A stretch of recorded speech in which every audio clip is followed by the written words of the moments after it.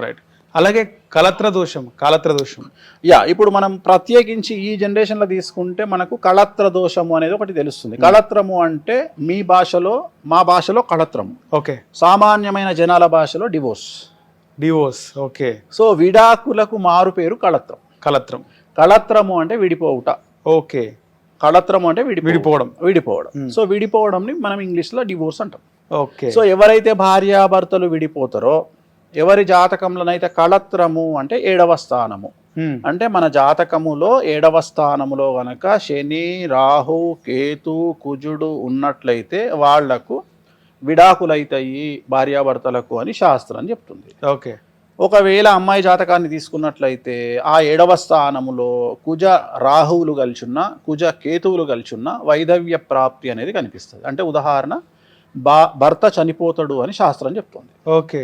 So ఒక అమ్మాయి జాతకాన్ని విశ్లేషించి ఆ అమ్మాయి జాతకంలో 7వ ఇంట్లో అంటే కలత్ర స్థానములో రాహువు కానీ, కుజుడు కానీ, కేతువు కానీ, శని కానీ కుజుడితో కలిసి ఉంటే వాళ్లకు విడాకులు 100కి 100% ఉంటాయి. కొన్ని సందర్భాలలో భర్త చనిపోతాడు అని శాస్త్రం చెప్తుంది. సో దీన్ని ఆడవాళ్ల విషయానికి వస్తే కుజదోషంగా, మగవాళ్ల విషయానికి వస్తే శుక్రదోషంగా భావించాల్సి ఉంటుంది. అందుకని దీనికి ఆ పేర్లు పెట్టకుండా కళత్ర దోషము అన్నారు. అంటే జాతకంలో కుండలీలో ఒక్కొక్క ఇల్లు మొత్తం 12 గడులు ఉంటాయి. 12 గడులలో ఒక్కొక్క గడి ఒక్కొక్క ప్రామాణికంగా తీసుకుంటాం మనం. ఉదాహరణ, లగ్నము అంటే తనుభావము, ద్వితీయం అంటే చదువు కానీ డబ్బు భావము, తృతీయం అంటే సోదర భావము, చతుర్థం అంటే తల్లి భావము, పంచమం అంటే సంతాన భావము, షష్టం అంటే రోగము లేదా శత్రుభావము, 7 అంటే కళత్ర భావము, 8 అంటే ఆయుభావము. అంటే ఎన్ని రోజులు బతుకుంటాడు ఈ మనిషి అనేది కూడా మనం అంచనా వేయచ్చు 8వ ఇల్లును చూస్తే. 9వ ఇల్లు తండ్రికి, 10వ ఇల్లు ఉద్యోగము, 11 లాభము, 12 వ్యయము. ఇట్లా ఒక్కొక్క ఇంటిని ఒక్కొక్క దానికి మనం ప్రామాణికంగా తీసుకుంటాం. అట్లనే కళత్రము అంటే భార్యాభర్తల సంబంధించి డివోర్స్ అవుతాయా, చనిపోతారా, వీళ్ళు విడిపోతారా, లేకుంటే త్వరగా ఎవరు చనిపోతారో భార్యాభర్తలలో, సుమంగళిగా పోతారా, ఎట్లా పోతారు అనేది అనలైజ్ చేసేదాన్ని కళత్ర భావము అంటారు. ఓకే. సో కళత్ర భావాన్ని బేస్ చేసుకొని జాతకాన్ని విశ్లేషించి వాళ్లకు రెమెడీస్ ఏం చేయాలి, అబ్బాయికి అయితే ఏం చేయాలి, అమ్మాయికి అయితే ఏం చేయాలి, వీళ్ళు విడాకులు తీసుకుంటారా, లేకపోతే కొన్ని సందర్భాలలో చాలా విచిత్రంగా ఏం జరుగుతుంది అంటే అమ్మాయిలు సంపాదిస్తుంటే అబ్బాయిలు బ్రతుకుతుంటారు. మనం చూస్తుంటాం కొంతమందికి ఏమంటదంటే, స్వామి గారు మా ఆయనకు ఉద్యోగం లేదండి, నేనే కష్టపడాల్సి వస్తుందండి, గురువు గారు నేనే సంపాదిస్తాం ఆయన అంటే కావాలని ఒక వ్యక్తి తన జీవిత నాశనం చేయడు.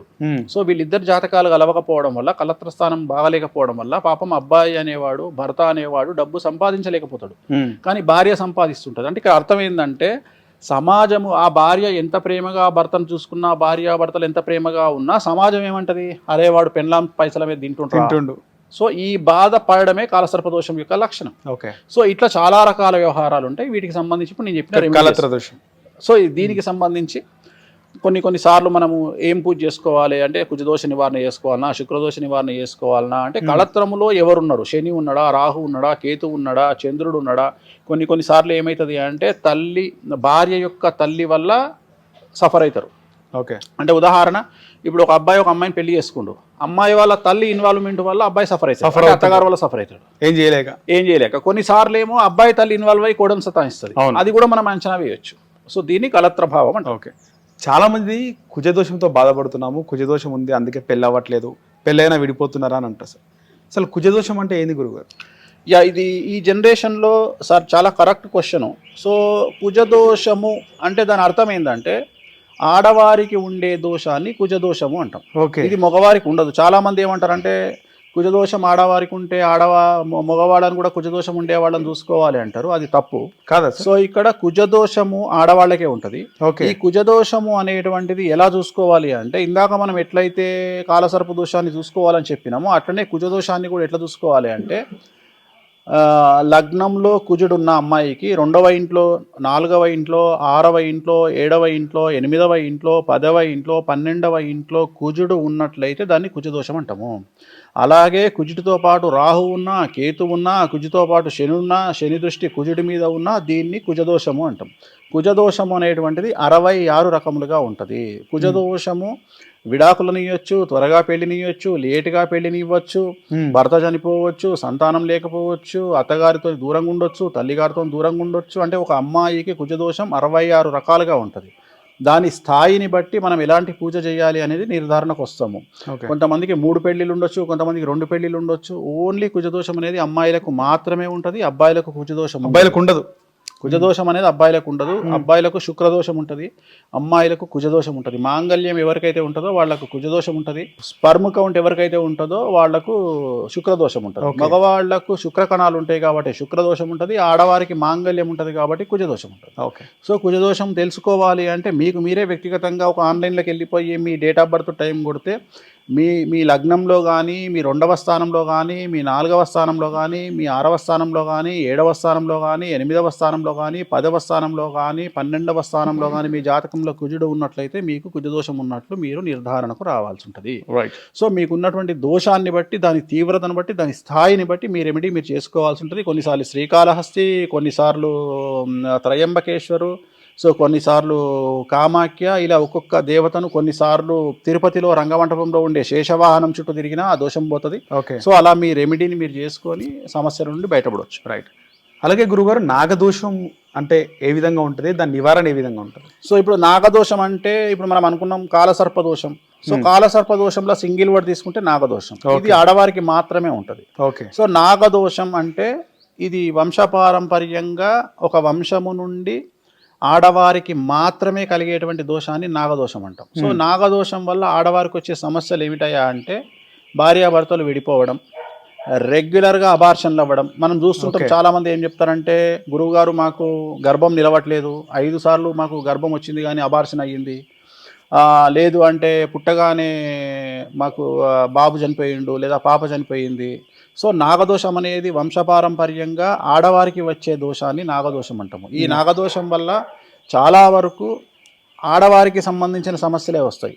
ఉదాహరణ, అత్తా కోడళ్ళు కొట్టుకోవడము, తల్లి కూతుర్లు కొట్టుకోవడము, ఆడవాళ్ళ వల్ల సమస్యలు ఫేస్ చేయడము, ఆడపడుచుల వల్ల సమస్యలను ఫేస్ చేయడము, తోటి కోడళ్ళ వల్ల సమస్యలను ఫేస్ చేయడము. సో ఎవరైతే సేమ్ జెండర్ వల్ల సమస్యలు ఏర్పడతాయో వాళ్లకు నాగదోషం ఉన్నట్టు లెక్క. సో ఇది ఆడవారికి మాత్రమే ఉంటుంది. సో దీనికి సంబంధించి పూజ ఏమిటి అంటే, త్రయంబకేశ్వరంలో రాహుకాల పూజ అని ఉంటుంది. ఆ పూజ నిర్వహించుకున్నట్లయితే సమస్యల నుండి బయటపడతారు. రైట్. అలాగే పితృదోషం గురించి చాలా మంది మాట్లాడుతుంటారు గురుగారు. అసలు పితృదోషం అంటే ఏంటి? ఇప్పుడు ఆడవారికి నాగదోషం అన్నాం, మగవారికి పితృదోషం. ఓకే. సో పితృదోషం అంటే ఏముంటుంది, మగవారికి ఏర్పడేటువంటి దోషాన్ని పితృదోషం. సో పితృదోషం ఎందువల్ల ఏర్పడుతుంది అంటే, ఎవరైనా ఒక వ్యక్తి, పితృ అంటే ఇంటికి యజమాని, అంటే ఇంటికి మగవాళ్లను యజమాని అంటాం మనం. ఓకే. యజమాని అంటే సంపాదించేవాడని కాదు ఇక్కడ అర్థం. యజమాని స్థానము అంటే ఆ వంశపారంపర్యంగా వచ్చే సమస్యలను బేస్ చేసుకుని జీవితాన్ని గడిపేవాడిని యజమాని అంటాం. ఉదాహరణ, ఒక ఇంటి పెద్ద మనిషి ఉన్నాడు. ఓకే. వాళ్ళ ఇంట్లో వాళ్ళ బంధువులు ఎవరన్నా, వాళ్ళ తండ్రి తరపు, తల్లి తరపు, అత్త తరపు, మామ తరపు ఎవరైనా సూసైడ్ చేసుకుని చనిపోయినా, వాళ్ళ వంశంలో పిల్లి చనిపోయినా, ఇంట్లో పిల్లి చనిపోయినా, వాళ్ళ ఇంట్లో కాకి చనిపోయినా, వాళ్ళ ఇంట్లో పాము చనిపోయినా, ఇలా జరిగినప్పుడు ఆ వంశానికి పట్టేటువంటి దోషాన్ని పితృదోషం అంటాం. ఓకే. సో ఈ పితృదోషం పట్టడం వల్ల ఏం జరుగుతుంది అంటే, ఫైనాన్షియల్ అభివృద్ధి ఉండదు, ఆర్థికంగా చాలా కష్టమైనటువంటి పరిస్థితి. ఎంత కష్టపడ్డా, మనం చాలామంది చెప్తుంటారు, నేను మస్తు కష్టపడ్డ గురువు గారు, నాకు ఎందుకు కలిసి వస్తలేదు, నా ఎంబడి స్టార్ట్ అయిన వాళ్ళు పోరగాళ్ళు అందరూ సంపాదించారు మస్తు పైసలు, నేను మాత్రం ఆడే ఉన్నా అంటాడు. అలా మీ జీవితంలో ఎప్పుడైతే మీరు అనుభవిస్తారో, మీరు ఫేస్ చేస్తారో, మీకు పితృదోషం ఉన్నట్టు లెక్క. ఓకే. పితృదోషం ఉంటే మగపిల్లలు పుట్టరు, పితృదోషం ఉంటే డబ్బు మిగలదు, ఓకే. పితృదోషం ఉంటే 100 రూపాయలు రావాల్సిన దగ్గర 10 రూపాయలే వస్తాయి, పితృదోషం ఉంటే వచ్చిన 10 రూపాయలు కూడా ఖర్చు అవుతాయి, పితృదోషం ఉంటే మనం 10 లక్షలు జమ చేసుకొని కూర్చున్నాక అనుకోకుండా ఈ 10 లక్షల రూపాయలు ఏదో రోగం కోసమో దేనికోసమో ఖర్చు అయిపోతాయి. అంటే డబ్బు మిగలకపోవడాన్ని, అభివృద్ధి లేకపోవడాన్ని, మగ సంతానం అభివృద్ధిలోకి లేకపోవడాన్ని, మగ సంతానం ఆటిజంతో పుట్టడాన్ని, మగ సంతానము హార్ట్ ప్రాబ్లంతో పుట్టడాన్ని, తర్వాత 18 సంవత్సరాల లోపు పిల్లలు, మగపిల్లలు చనిపోవడాన్ని, యాక్సిడెంట్లో మగవారు చనిపోవడాన్ని, దీని అంతటిని కూడా పితృదోషం అంటాం. పితృదోషం రావడానికి ప్రధానమైనటువంటి కారణము, మనకు తెలియకుండా మన ఇంట్లో కాకి చనిపోవడము, పిల్లి చనిపోవడము, పాము చనిపోవడము, ఇంట్లోకి గబ్బిలాలు రావడము. ఓకే. సో ఇవన్నీ కూడా పితృదోషం యొక్క లక్షణములు.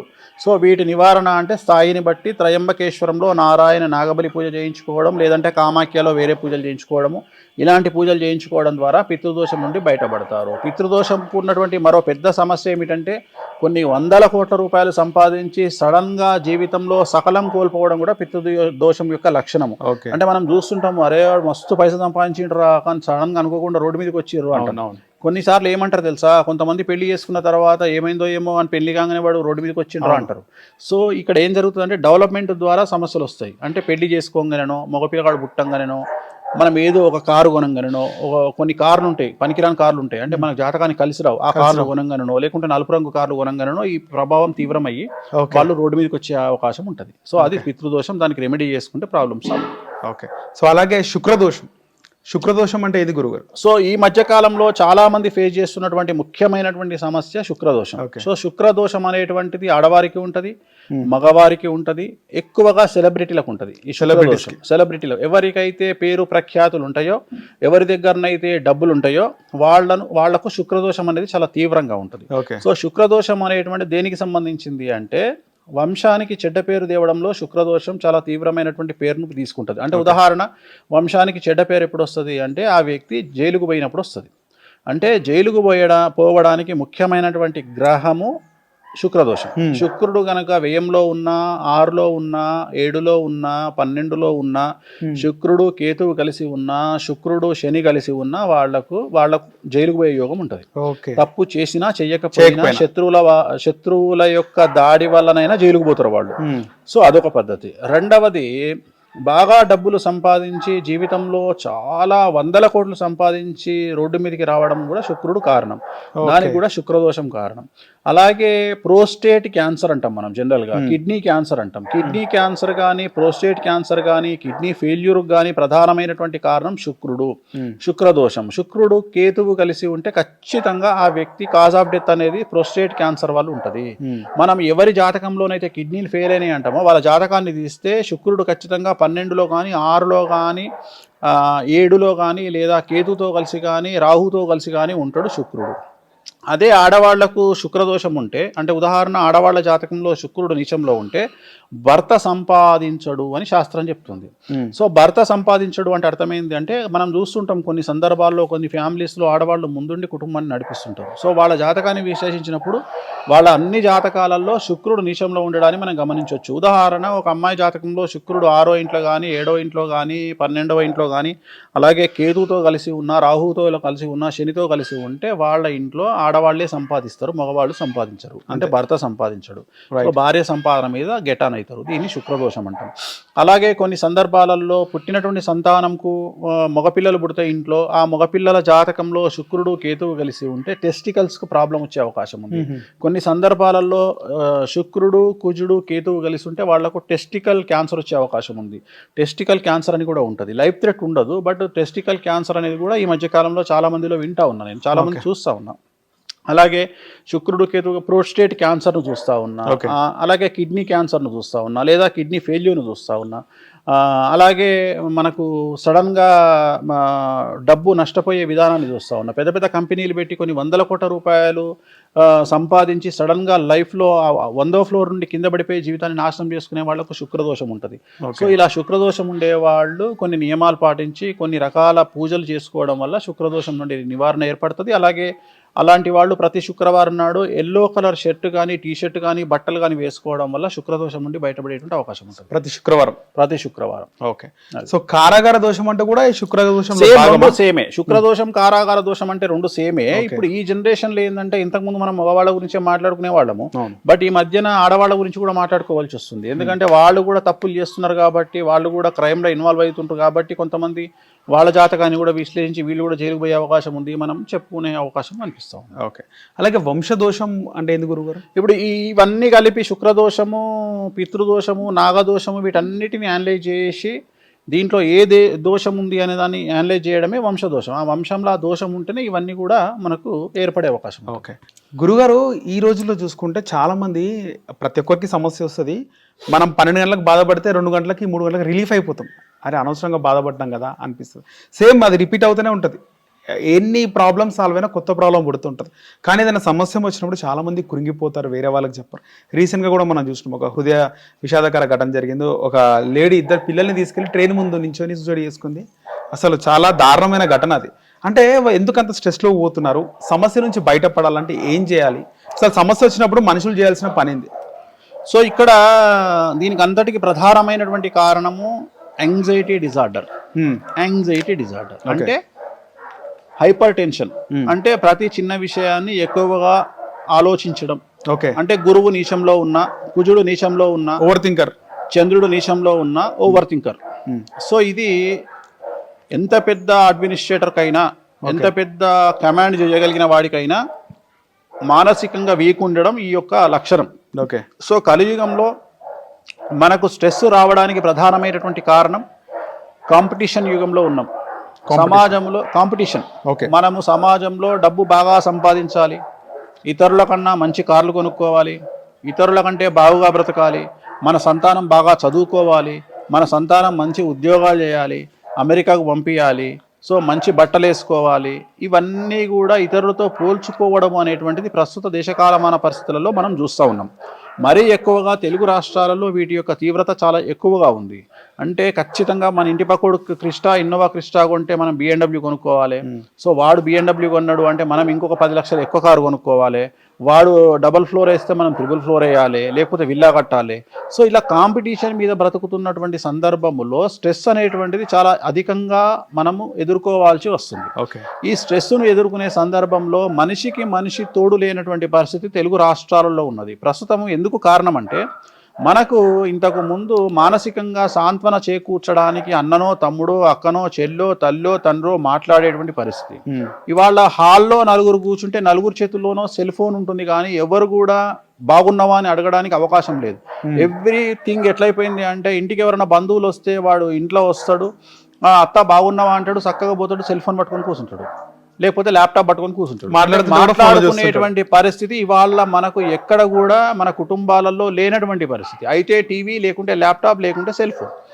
సో అప్పుడు మనకు సాంత్వన చేకూర్చడం అంటే, ఉదాహరణ ఇప్పుడు నా దగ్గరికి ఒక క్లయింట్ వచ్చి కూర్చుంటే నేను అతనికి ధైర్యం చెప్తా, లేదు నాయన నువ్వు 4 నెలల తర్వాత బాగుపడతావు, నువ్వు అది నువ్వు ఇది అని నేను ఏదో చెప్పి అతను కౌన్సిలింగ్ ఇచ్చి పంపించి ధైర్యంగా అతను బ్రతకడానికి నా శాయశక్తులా ప్రయత్నం చేసి చాలామందిని బయటికి పంపిస్తా. ఇప్పుడు ఉదాహరణ, చాలామంది ఏమనుకుంటారంటే కాంట్రవర్సీ పర్సన్గా వేణుస్వామి తెలుసు, కానీ వేణుస్వామి ప్రతిరోజు సుమారు 10 మందికి కౌన్సిలింగ్ ఇస్తాడు. 10 మందికి కౌన్సిలింగ్ ఇస్తాడు. ఇప్పుడు ఎగ్జాంపుల్ చెప్తా, ఇప్పుడు నువ్వు నాతో మాట్లాడుతున్న సందర్భంలో నీకు అర్ధగంట గ్యాప్ ఇచ్చి నేను అక్కడ కూర్చోబెట్టి ఒక 2 కౌన్సిలింగ్ ఇచ్చి వచ్చిన. వాళ్ళు చాలా పెద్ద సమస్యలలో నా ఇంటర్వ్యూ మధ్యలో వస్తే కూడా నేను నీ ఇంటర్వ్యూ ఆపి నిన్ను అడుక్కొని 10 నిమిషాలు నాయన వెయిట్ చేయని అక్కడ కూర్చొని వాళ్ళ కౌన్సిలింగ్ ఇచ్చి వచ్చిన. అది మనిషి స్థాయిని బట్టి ఉంటుంది. ఇప్పుడు ఉదాహరణ, ఒక గుడిసెలో ఉండే వ్యక్తికి సమస్య వస్తే ఆ వ్యక్తి మాత్రమే సఫర్ అవుతాడు, కానీ ఒక 100 మంది పని చేసేటువంటి యజమాని సఫర్ అయితే 100 మంది కూడా సఫర్ అయినట్టే. సో సఫర్ అవుతారు. అట్లనే ఆ వ్యక్తి స్థాయిని బట్టి అతనికి ఉండే స్ట్రెస్ లెవెల్స్ పెరుగుతూ ఉంటాయి. మనం సీఎం సీట్లో కూర్చున్న సీఎంను చూసి సంతోషపడతాం మనం, కానీ సీఎంకు ఉండే కష్టాలు ఈ ప్రపంచంలో ఎవరికి ఉండవు, నీకు నాకు కూడా లేవు. సో సీఎంకు ఉండే కష్టాలు ఎవ్వరికి ఉండవు, ఎందుకంటే ఒకవైపు అడ్మినిస్ట్రేషన్ బాధ్యత వహించాలి, ఎట్ ది సేమ్ టైం ఆయన తన సీట్ను కాపాడుకోవాలి, మళ్ళీ 5 సంవత్సరాల తర్వాత నేనే రావాలి అని మళ్ళీ ఆడ ఫైట్ చేయాలి. అంటే ఇంత పంచాయతీ ఉంటుంది ఆయనకు, సీఎంకు, అట్లనే మినిస్టర్కు, అట్లనే ఎమ్మెల్యేకు. మనకు తెలిసిన ఎమ్మెల్యే అబ్బా ఎంత బాగున్నాడు, కారులో తిరుగుతున్నాడు అంటావు, కానీ పొద్దున్న లేస్తే సాగుకోవాలి, పుట్టుకోవాలి, పైసలు ఇవ్వాలి, పంచాయతీ ఉంటుంది. సో వాళ్ళ స్ట్రెస్ లెవెల్స్ వేరు. అట్లనే బ్యూరోక్రాట్లు, పోలీసోళ్ళ మీద ప్రెషర్ ఉంటుంది. ఒక ఐపీఎస్ ఉన్నాడు, ఆయనకు 190 ప్రెషర్లు ఉంటాయి. మంచి చేస్తే ఒక బాధ, సినిమాలో చూపించినట్టు సాయి కుమార్ కనుక లాఠీ పట్టుకొని నేను రుబాబ్ చేస్తా అని చెప్పి బయటకు వచ్చి రుబాబ్ చేస్తే ఆయన యాక్సెప్ట్ చేయదు సమాజం, ఎందుకంటే ఆయనకు పొద్దున్న లేస్తే 100 రికమెండేషన్లు ఉంటాయి. సో వాళ్లకు స్ట్రెస్ ఉంటుంది. ఆడవాళ్ళ విషయానికి వస్తే ఇట్లా కుటుంబాన్ని పోషించాలి, అంటే పిల్లల బాధ్యత తీసుకోవాలి, మళ్ళీ భర్త బాధ్యత తీసుకోవాలి, మళ్ళీ ఉద్యోగం చేయాలి. అంటే ఇన్ని రకాల స్ట్రెస్ను భరించేటువంటి శక్తి ఆడవారికి లేదు మానసికంగా, ఎందుకంటే వాళ్ళు శారీరకంగా దృఢంగా ఉండరు, మానసికంగా కూడా స్ట్రెస్ ఎక్కువ ఫీల్ అవ్వడానికి కారణం ఏంటి అంటే, మగవాడు ఉద్యోగం ఒకటే చేస్తాడు, కానీ ఆడవాళ్ళు ఉద్యోగంతో పాటు కుటుంబాన్ని పోషించాలి, ప్లస్ కుటుంబ బాధ్యతతో పాటు సమాజంలో ఉద్యోగం చేయాలి. సో ఇన్ని తీసుకున్నప్పుడు ఖచ్చితంగా వాళ్ళలో స్ట్రెస్ ఎక్కువగా ఉంటుంది. ఆ స్ట్రెస్ను లేకుండా చేయాల్సిన బాధ్యత, కౌన్సిలింగ్ ఇవ్వాల్సిన బాధ్యత, వాళ్ళను రక్షించాల్సిన బాధ్యత బేసిక్గా పెళ్ళైన అమ్మాయి అయితే భర్త తీసుకోవాలి. కానీ భర్త ఆల్రెడీ ఇంకా స్ట్రెస్లో ఉంటాడు, సమాజంలో వీడి మీద ఉన్న బాధ్యత, కుటుంబాన్ని పోషించాల్సిన బాధ్యత వీడి మీద ఉంటుంది. సో వీడు ఆల్రెడీ స్ట్రెస్లో ఉంటాడు. సో ఆల్రెడీ పెళ్లి చేసుకొని బయటకు వచ్చింది కాబట్టి ఎవరు బతుకుతారు? భార్య, భర్త, పిల్లలు. సో పిల్లల్ని కాపాడుకోవాల్సిన బాధ్యత ఎవరిది? యజమానిది, అంటే ఇంటి యజమానిది, అంటే భర్తది. అంటే ఇటు తండ్రిగా పిల్లల్ని కాపాడాలి, భర్తగా భార్యని కాపాడాలి. ఇవన్నీ చేయాల్సిన బాధ్యత ఎవరి మీద ఉంది అంటే భర్త మీద ఉంది. ఓకే. వాళ్ళు సక్సెస్గా లేనప్పుడు, వాళ్ళు వాళ్ళ స్ట్రెస్ను హ్యాండిల్ చేయలేనప్పుడు వచ్చే సమస్యలు ఇవన్నీ. సో అందుకని ఏం చేస్తున్నామంటే, ఒక భర్త భార్యను చూసుకోవాలి, తమ్ముని చూసుకోవాలి, చెల్లెని చూసుకోవాలి, బిడ్డలను చూసుకోవాలి, కొడుకులను చూసుకోవాలి, తల్లిదండ్రులను చూసుకోవాలి. ఇవన్నీ చేయాలి అంటే ఆ కొడుకుకు స్ట్రెస్ను హ్యాండిల్ చేయగలిగిన శక్తి ఉండాలి. ఓకే. స్ట్రెస్ను హ్యాండిల్ చేయగలిగిన శక్తి ఉండాలి అంటే దైవికంగా నీకు ఒక శక్తి తోడు ఉండాలి. ఉదాహరణ, ఒక వెంకటేశ్వర స్వామి, ఒక కాళికామాతను, ఒక ఆంజనేయ స్వామి, దుర్గామాతను, ఒక గణపతో ఎవరినో ఒకళ్ళను నమ్ముకొని ఒక వెంకటేశ్వర స్వామి నన్ను కాపాడుతాడు అని. ఇప్పుడు ఉదాహరణ, నేనున్నా, నాకు ఎన్ని సమస్యలు వచ్చినా నేను మనుషులను నమ్ముకోను. నేను ఏమంటా అంటే, నన్ను వెంకటేశ్వర స్వామి కాపాడుకుంటాడు, నన్ను పుట్టించింది ఆయన్నే, ఈ కలియుగ దేవుడు, నన్ను ఆయన్నే కాపాడుకుంటాడు అని నేను బాధపడ్డా ఎదురుగా ఫోటోకి ఎదురుగా కూర్చొని ఆయనతోనే మాట్లాడుకుంటా, నేను సంతోషపడ్డా ఆయనకే చెప్పుకుంటా. సో నాకంటూ కౌన్సిలింగ్ ఇవ్వడానికి వెంకటేశ్వర స్వామి ఉన్నాడు. సో ఇలా ఎంతమంది ఈ మార్గాన్ని ఎంచుకుంటారు? సో ఇలా మార్గాన్ని ఎంచుకోనప్పుడు, మేము ఒంటరి వాళ్ళము అని ఫీల్ అయినప్పుడు వాళ్ళు డిప్రెషన్లోనికి లోనయ్యే అవకాశం ఉంది. హిట్ టీవీ యాప్, ఇందులో short news, live news, entertainment shows, movies, digital magazines తో పాటు మీ జిల్లా వార్తలను కూడా ఫ్రీగా చూడొచ్చు. ఇంకెందుకు ఆలస్యం, వెంటనే హిట్ టీవీ యాప్ ని డౌన్లోడ్ చేసుకుని ఫ్రీగా ఎంటర్టైన్మెంట్ పొందండి. Hit TV app. Hit TV app. Please download hit TV app. Hit TV యాప్ని ఫ్రీగా డౌన్లోడ్ చేసుకొని ఎంజాయ్ చేయండి. మీకు నచ్చిన ఎంటర్టైన్మెంట్ కోసం హిట్ టీవీ యాప్ ని ఫ్రీగా డౌన్లోడ్ చేసుకుని ఎంజాయ్ చేయండి. హిట్ టీవీ యాప్ ని డౌన్లోడ్ చేసుకుని ఆస్వాదించండి, ఆశీర్వదించండి. ఇంతమంది సెలబ్రిటీలు హిట్ టీవీ యాప్ ని డౌన్లోడ్ చేసుకోండి అని చెప్తున్నారంటే ఎంత మంచి యాప్ ఆలోచించండి. అమెరికా అమెరికా అమెరికా అమెరికాలో చదవాలనుకునే వాళ్ళకి విశ్వసనీయమైన పేరు మన శౌర్య కన్సల్టెన్సీ. UK లో 1 year masters, UK లో 1 year masters, 2 years work permit up to 5 years visa. Contact Saurya Consultancy. Contact 89851 89851.